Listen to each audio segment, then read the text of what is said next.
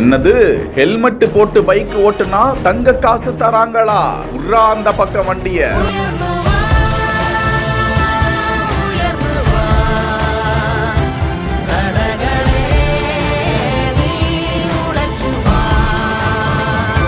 தலையில ஹெல்மெட்டோட வரவங்களுக்கு Priya Mysore pak 2 litre petrol free free free.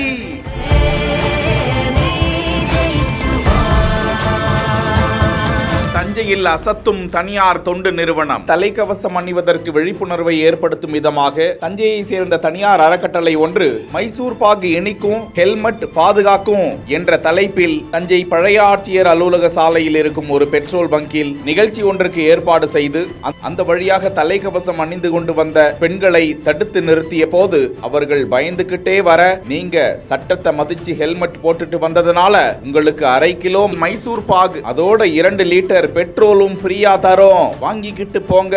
அது மட்டுமல்ல, பண்டைய சோழர் காலத்துல பின்பற்றிய குடவோலை முறைப்படி இந்த பகுதியில ஹெல்மெட் அணிந்துகிட்டு வரவங்க பெயரை எழுதி குடத்துக்குள்ள போட்டு குலுக்கல் முறையில் தேர்ந்தெடுக்கப்படும் ஒரு நபருக்கு 1 கிராம் தங்க நாணயமும் வழங்கப்படும் என அறிவித்து ஹெல்மெட் அணிவது குறித்ததான விழிப்புணர்வை ஏற்படுத்திய அந்த அமைப்பிற்கு பாராட்டுகளும் நன்றிகளும் குவிந்து வருகின்றன. என் பெயர் பிரபுராஜ்குமார், செயலாளர் ஜோதி அறக்கட்டளை தஞ்சாவூர். தலைக்கவசம் அணிந்து இருசக்கர வாகனத்தில் செல்பவர்களை ஊக்குவிக்கும் வகையில் எங்களது அறக்கட்டளை சார்பில் தொடர்ந்து பல்வேறு விழிப்புணர்வு நிகழ்ச்சிகளை நடத்தி வருகிறோம். அதன் ஒரு பகுதியாக இன்று தஞ்சாவூர் பழைய ஆட்சியரக அலுவலக சாலையில் உள்ள தனியார் பெட்ரோல் பங்கில் மைசூர் பாகு நாக்கு இனிக்கும் ஹெல்மெட் தலைமுறைகளை காக்கும் என்ற தலைப்பில் நூதன சாலை பாதுகாப்பு விழிப்புணர்வு நிகழ்ச்சி ஏற்பாடு செய்திருந்தோம்.